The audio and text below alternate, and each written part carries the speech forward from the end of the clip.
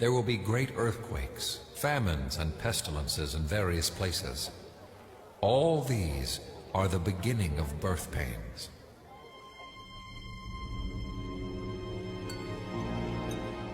Like the specter of escalating warfare, Jesus said that a progression of devastating natural disasters will also underscore the approach of the last days. Again, our world is well acquainted with these fears.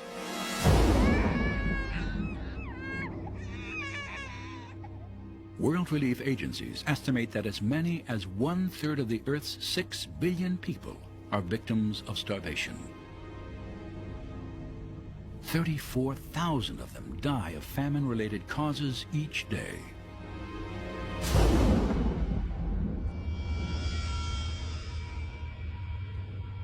Of the 68 most devastating earthquakes in recorded history, 46 of them occurred in the 20th century.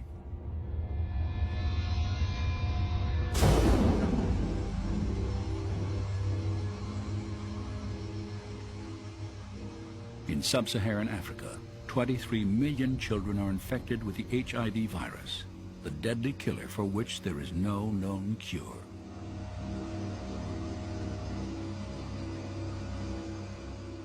When Jesus talked about things that were going to occur in the future, and he referred to them as signs that were coming, he also refers to them as birth pains. They'll come on you like birth pains on a woman. Those begin to come intensely, but they start to intensify and come more rapidly, more quickly as you get to the time when the baby's delivered.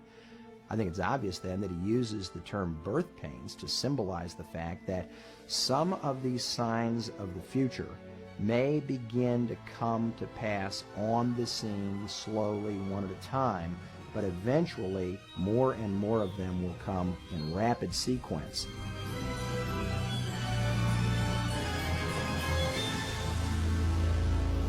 Hurricane Wilma, which formed in the Caribbean in October of 2005, was the strongest hurricane ever, causing devastation in Mexico, Cozumel, and Yucatan.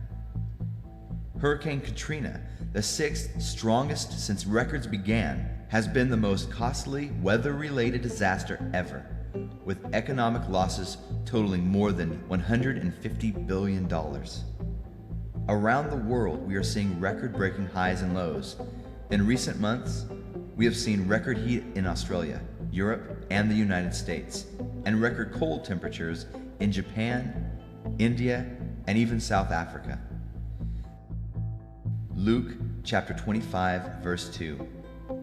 And there shall be signs in the sun, and in the moon, and in the stars, and upon the earth the distress of nations, with great perplexity over the sea and the roaring of the waves. Tornadoes are the most violent storms on Earth. Winds spiraling in them usually exceed 100 miles per hour and can reach up to 300 miles per hour.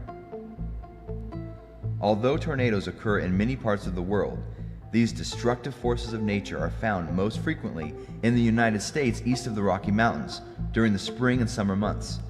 In an average year, 800 tornadoes are reported nationwide, resulting in 80 deaths and over 1,500 injuries.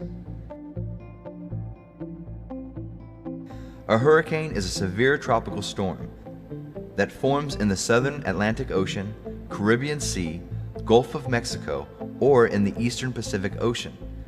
If the right conditions last long enough, a hurricane can produce violent winds, incredible waves, torrential rains, and floods.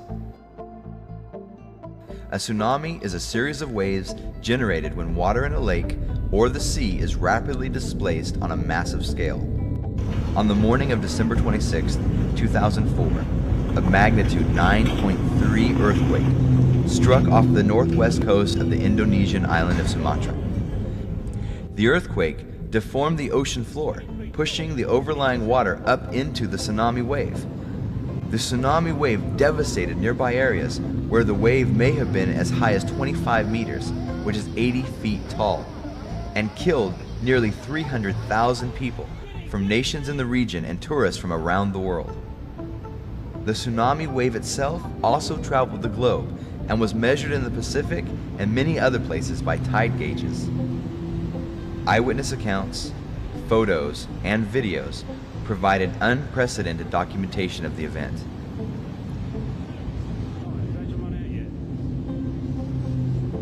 An earthquake is one of the most terrifying experiences that nature can dish up. We generally think of the ground we stand on as rock solid and completely stable. An earthquake can shatter that perception instantly and often with extreme violence. Earthquakes have been recorded as early as 1177 BC in China. Of course, earthquakes have been a part of myth and legend since the dawn of man.